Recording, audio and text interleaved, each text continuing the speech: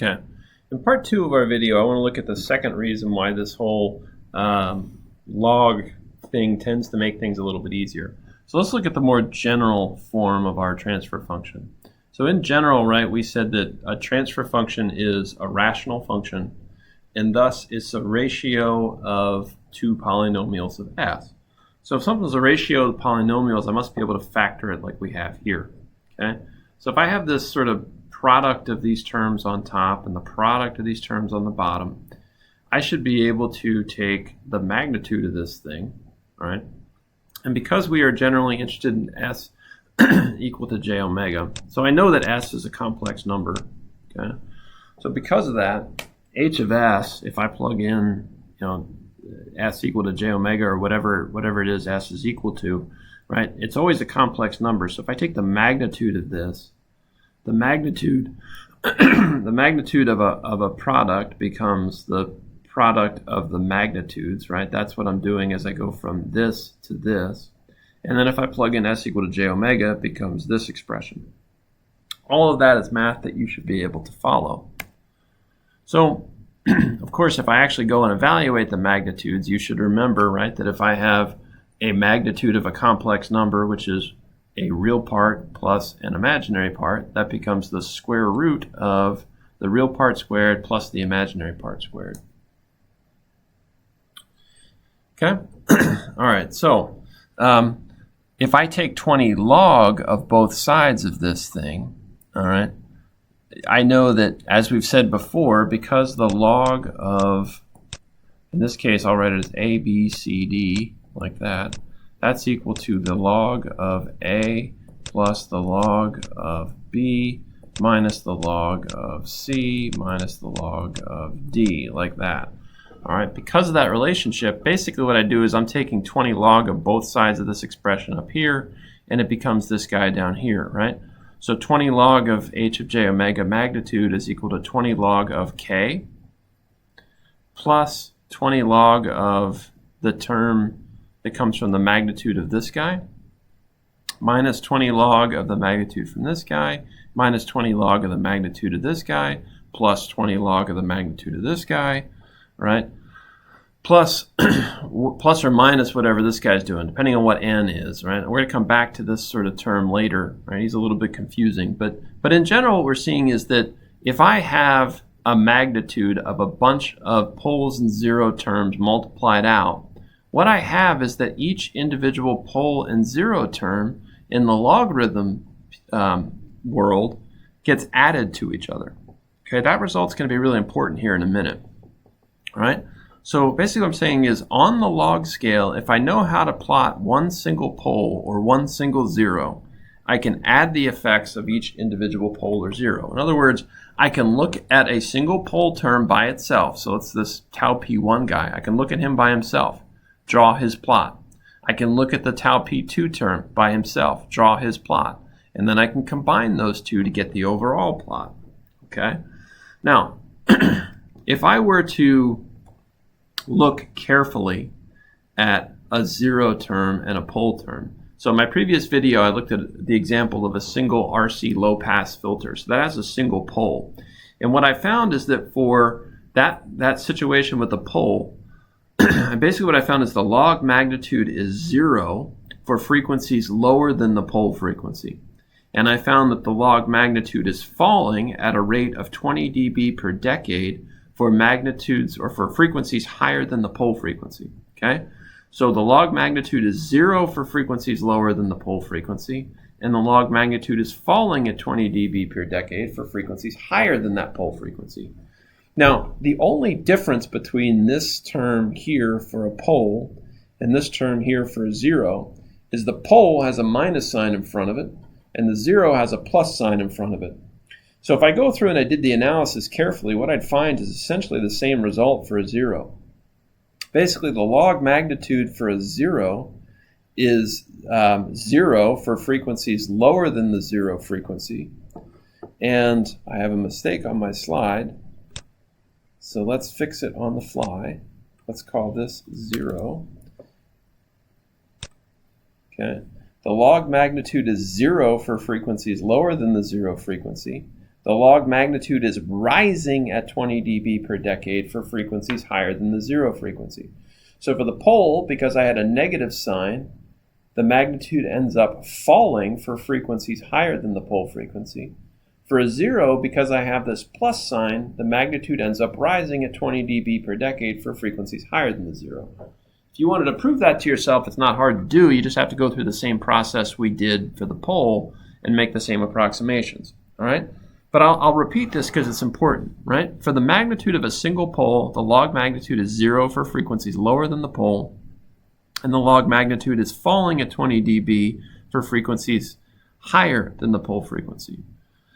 If I'm looking at a 0, the log magnitude is 0 for frequencies lower than the 0 frequency, and the log magnitude is rising at 20 dB per decade for frequencies higher than the 0 frequency. That constant k just causes the whole graph to shift up or down. And I should say the whole graph with a W here. The whole graph, right? Okay. When I say the whole graph to shift up or down, right, because I say the log of a constant is just a number, right? So this is basically just a constant that I would add that would basically shift the graph up or down, okay? So to understand this, we want to look at an example, but typically, we like to think in terms of a process, okay? How do I apply this? How do I go through and actually do this? So I got 5 steps. Step 1, determine the pole and 0 locations, okay? So in other words, figure out what values of s make the h of s value equal to 0 or equal to infinity, okay? From that, I have this sort of derivative step I call step 1a. So go from the pole and 0 locations to the corresponding breakpoints. Those are the frequencies at which the transfer function changes its magnitude and either starts to drop or to fall. Once I know that, my sort of second step is to get the transfer function in the correct form. Okay, so in other words, I want it to look like this. So when I say the correct form, what I mean by that is I want to always have s times a tau, so s times a number plus 1, or s times a number plus 1. All right, so I want to get everything into that form. That's the form that we used when we generated the plots that we made as we went through the previous part of the lecture. Okay. Step 3, I want to generate a plot for each individual pole or 0 moving left to right on the frequency axis. In other words, I'm going to start at low frequencies and move to high frequencies and try to make a plot for each individual pole or 0. Step 4, I'm going to do the same thing, moving left to right. What I'm going to do is I'm going to add all the individual components from step 3 to construct the complete magnitude plot. And then I'm going to, in the final step, shift everything up or down based on that k value. All right, so let's look at a specific example. So here I have 10s over s plus 10 to the 5th. So let's go through our steps. Step 1, determine the pole and 0 locations. Okay. So pretty clearly, the 0 values are the values that make the transfer function equal to 0. So the numerator equal to 0. So s equal to 0 does that, and I put an O here at s equal to 0. And the value of the pole value is the value of s that makes the denominator equal to 0, and that's clearly s equal to negative 10 to the 5th. And that's what I've got right here. Okay, so I marked my pole at minus 100,000, and I marked my 0 at s equal to 0. Okay, so I've got my pole and 0 values. Step 1a is for me to determine the corresponding breakpoints. Okay, so the breakpoints, this is kind of a derivative step for me. So I found my pole at 10 to the minus 5th and my 0 at 0. So the breakpoints are essentially the frequencies that correspond to those poles and zeros. We call them breakpoints because those are the points at which there's changes or breaks in what we draw in the magnitude plot. So those breakpoint frequencies are going to be 10 to the 5th radians per second and 0 radians per second. Okay, so basically what they are, they're just the positive frequency that corresponds to these sort of pole values. My pole and 0 values are always going to be negative or 0. All right, but my breakpoints are always positive because I'm always talking about positive frequencies that I'm plotting for.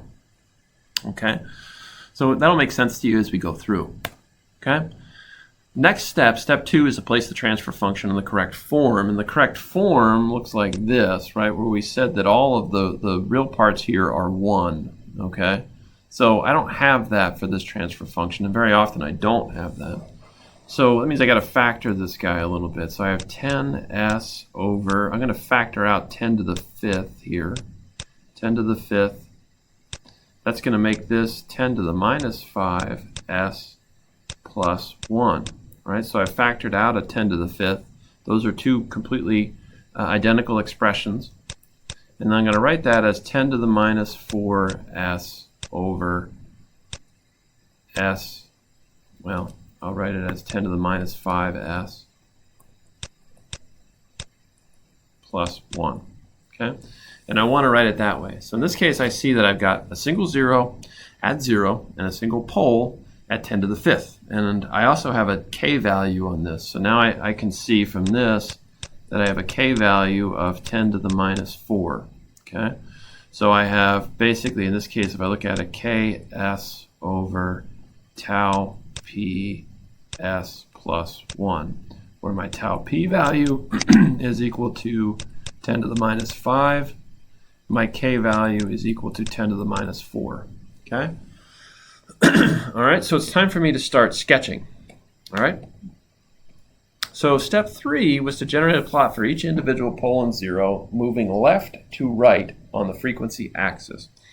Bearing in mind for ourselves, right, that I've written omega here, but remember, we're really doing the log of omega, log 10 of omega.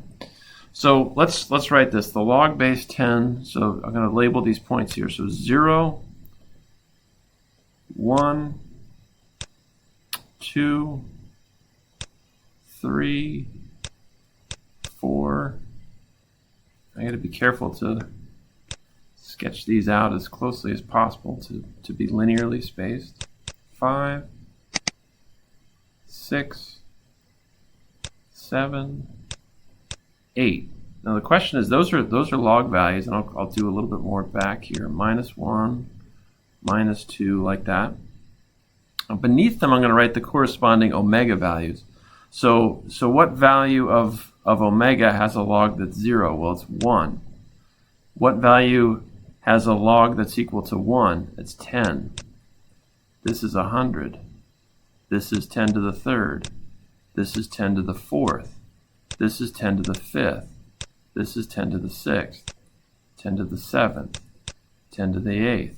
Over here I have 10 to the minus 1, or 0.1. This is 10 to the minus 2, or 0.2. And then I'm going to label these guys here. I'm going to say this is -20, 0, 20, 40, 60, 80, 100. Okay? All right, one difference is I want to put my -20 on that side. Okay? I'm going to go out of this for a second because I think, okay, I go out of that for a reason because I can going to change my colors here and do a couple of different colors. Okay, so let me make sure. Okay, yeah, I'm going to change my colors around. So I'm going to first do, so let's bring this guy over for me. So this is the guy I want to draw here. So I want to do 10 to the minus 4s over 10 to the minus 5s plus 1. Okay? And I'm going to start here with, I'm going to do a yellow first. Okay? So I'm going to basically first do the pole. Okay? So going back to our basic rules, what we said is that if I have a pole, if I'm drawing its magnitude, the log magnitude for the pole is 0 for frequencies lower than the pole frequency, and then falling at 20 dB per decade for frequencies higher than the pole frequency. All right, so let's jump to here. So in this case, the pole frequency is at 10 to the 5th. So I'm going to mark that right there. So it's the magnitude for that guy is 0. So I'm going to draw 0 here until I get to that point. And then he falls at 20 dB per decade after that. So that means that by the time I get to 10 to the 6th, I better be at -20. And by the time I get to 10 to the 7th, I better be at minus 40, and so on and so forth. Okay?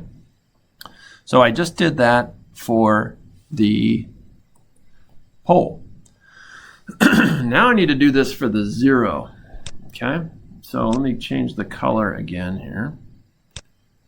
My color in this case, I'm going to go to, I don't know, I guess I'll do this blue here. Okay? Now, for a 0, we said the log magnitude is 0 for frequencies lower than the 0 frequency, and the log magnitude is rising at 20 dB per decade for frequencies higher than the 0 frequency. Well, this is a tricky one because in this case, our 0 is located at 0. Now, where is 0 on a log scale? Well, we said 0 on a log scale. In other words, if I take the log of 0, so the log 10 of 0 is off at negative infinity, so it's all the way over there.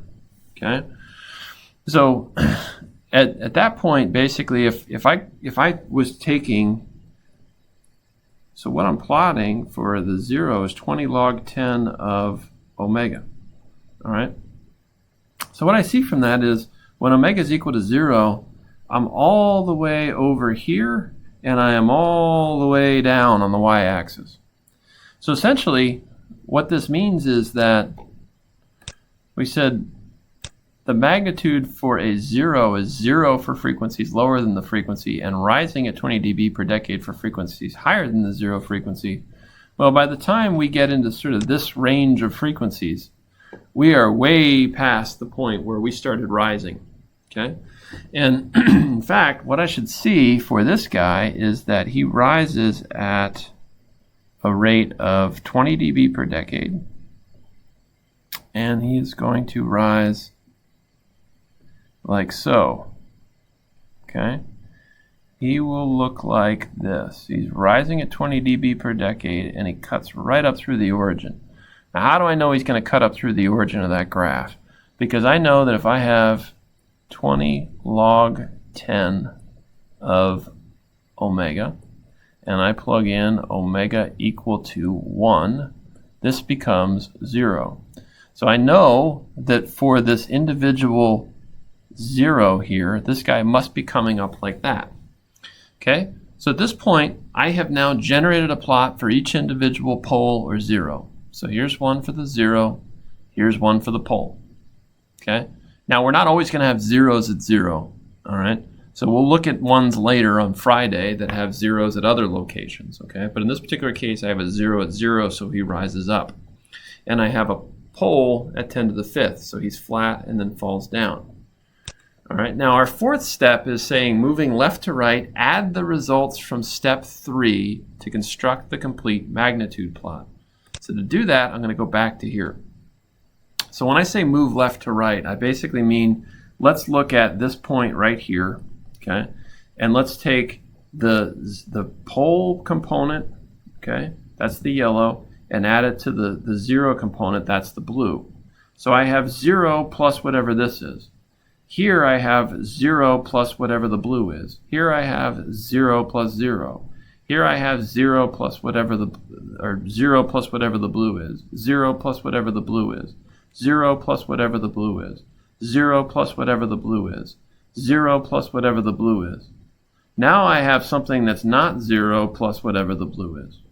Okay? So to do this, I'm going to switch my color back to black. And I'm going to move left to right. So I'm going to say, all right, I'm going to be flat. Sorry, not flat. So I have 0 plus whatever the blue is. So basically the sum is whatever the blue is, right? I'm adding 0 to the blue. And I do that all the way up until I get to 10 to the 5th. All right? All the way until I get to 10 to the 5th. Once I get to 10 to the 5th, now I basically have the following happening, where the blue guy is telling me to continue increasing at 20 dB per decade. The yellow guy is telling me to fall at 20 dB per decade. So when I add them together, they tell me to stay flat, like that. Okay? They tell me to stay flat. So in other words, what's going on is essentially I have found that I had something telling me to stay flat, plus something telling me to rise. So flat plus rising equals rising. It's basically what we find. I got something at 0 that I'm adding to something that's not 0. So 0 plus anything that's not 0 is going to be whatever I'm adding to 0.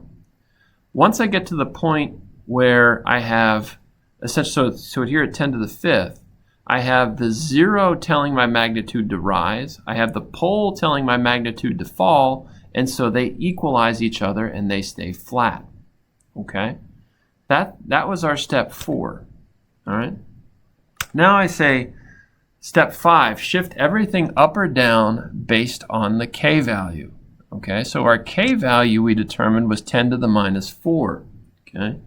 So k to the minus 4. So if I take 20 log 10 of 10 to the minus 4, that's equal to minus 80. So in other words, I need to subtract 80 from the entire thing that I have drawn. So that means take this whole thing down by 80. So this is a trickier graph to do, and I'm going to do this in a different color still. I guess I'm going to do this guy in my purple here. All right, and I'm going to say, I'm going to start this guy over here. So if I took my overall graph, which is here at 100 dB, I need to shift it down by 80. So I'm going to shift it down to 20, like so. All right. And then from here on out, he's just going to follow the same graph. So in other words, all I did was I took this whole thing and shifted it down. Okay?